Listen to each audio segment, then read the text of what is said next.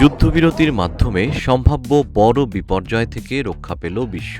টানা এক মাসেরও বেশি সময় ধরে চলা সংঘাতের পর যুক্তরাষ্ট্র ও ইরান এই সমঝোতায় পৌঁছায়, যা বিশ্বজুড়ে স্বস্তি এনে দিয়েছে।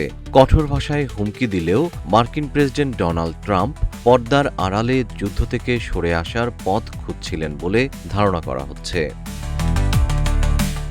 ট্রাম্প গর্জন তর্জন করলেও এই রুদ্ধশ্বাস সমঝোতার নেপথ্য কারিগর হিসেবে উঠে এসেছে ইরানের নতুন সর্বোচ্চ নেতা মোজতাবা খামেনির নাম। এক মাস যুদ্ধের অন্তরালে থাকলেও এই প্রথম তিনি সরাসরি আলোচনায় হস্তক্ষেপ করেন এবং ইরানি প্রতিনিধিদের সমঝোতায় পৌঁছানোর সবুজ সংকেত দেন। এক্সিওসের এক প্রতিবেদনে বলা হয়েছে, ইসরায়েলি গুপ্ত হত্যার ভয়ে আত্মগোপনে থাকা মোজতাবা খামেনি বার্তাবাহকের মাধ্যমে চিরকুট পাঠিয়ে এই চুক্তির নির্দেশ দিয়েছেন। তার এই নমনীয় অবস্থান না থাকলে হয়তো আজ গোটা বিশ্বকে এক ভয়াবহ পরিণতির মুখোমুখি হতে হতো। যুদ্ধবিরতির এই খবর ছড়িয়ে পড়ার পরপরই হোয়াইট হাউস থেকে এটিকে যুক্তরাষ্ট্রের বড় বিজয় হিসেবে ঘোষণা করা হয়েছে।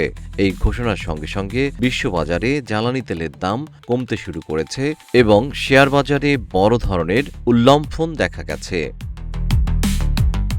এই সমঝোতা প্রক্রিয়াটি ছিল অত্যন্ত নাটকীয় ও উত্তেজনায় ঠাসা।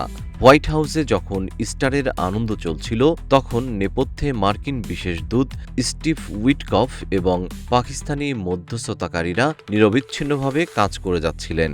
ইরানের দেওয়া প্রস্তাব শুরুতে প্রত্যাখ্যান করলেও পরে তুরস্ক, মিশর ও পাকিস্তানের মধ্যস্থতায় একটি খসড়া চূড়ান্ত করা হয়।